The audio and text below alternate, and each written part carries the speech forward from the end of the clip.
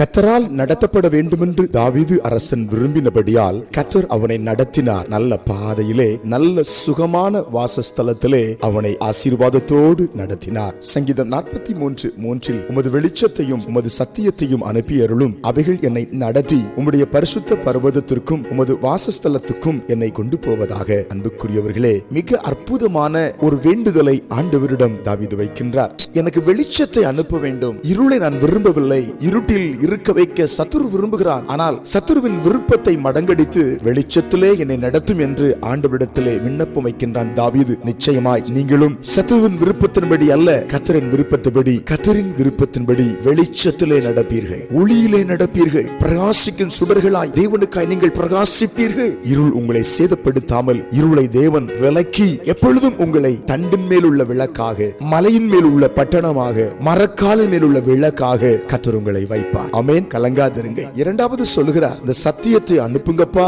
உங்க சத்தியம் தான் என்னை விடுவிக்க வேண்டும். உம்முடைய சத்தியம் தான் என்னை சந்தோஷிப்பிக்க வேண்டும். உம்முடைய சத்தியம் தான் எனக்கு சமாதானம். உம்முடைய சத்தியம் தான் எனக்கு எல்லாவற்றுக்கும் எல்லாம். உம்முடைய சத்தியம் என்னை பரிசுத்தமாக்கும். உம்முடைய சத்தியம் என்னை பரலோகத்துக்கு கொண்டு போகும் என்று அந்த சத்தியத்தை அனுப்பும்படி ஆண்டவரிடத்தில் கேட்கிறார். பிரியமானவர்களே, சத்தியம் நமக்கு தேவை. ஒருவேளை இந்த காலை வேளையிலே பல்வேறு சூழ்நிலையில் வெளிச்சம் இல்லாத ஒரு வாழ்க்கை, சத்தியம் இல்லாத ஒரு வாழ்க்கை நீங்கள் வாழ்ந்து கொண்டிருக்கலாம். இந்த காலை நேரத்தில் ஆண்டவரே, உம்முடைய சத்தியத்தையும் வெளிச்சத்தையும் இந்த நேரத்தில் என் குடும்பத்துக்குள்ளே, என் வாழ்க்கைக்குள்ளே அனுப்புங்கன்னு கேளுங்க. அனுப்புவார். ஆசீர்வதிக்கப்படுவீர்கள். ஆமென். கலங்காதிருங்கள். ஜெபிப்போம். எங்கள் பரலோக பிதாவே, இந்த காலை வேளையில உம்முடைய சத்தியத்தையும் உம்முடைய வெளிச்சத்தையும் வாஞ்சித்து ஜெபிக்கிற பிள்ளைகள் மேல அது பலமாய் இறங்குவதுக்காய் ஸ்தோத்திரம். இப்பொழுதே வெளிச்சம் உண்டாகிறது. சத்தியத்தினால் உண்டான விடுதலை உம்முடைய பிள்ளைகளை நிரப்புகிறதுக்காய் ஸ்தோத்திரம். இயேசுவின் நாமத்தில் ஆமென்.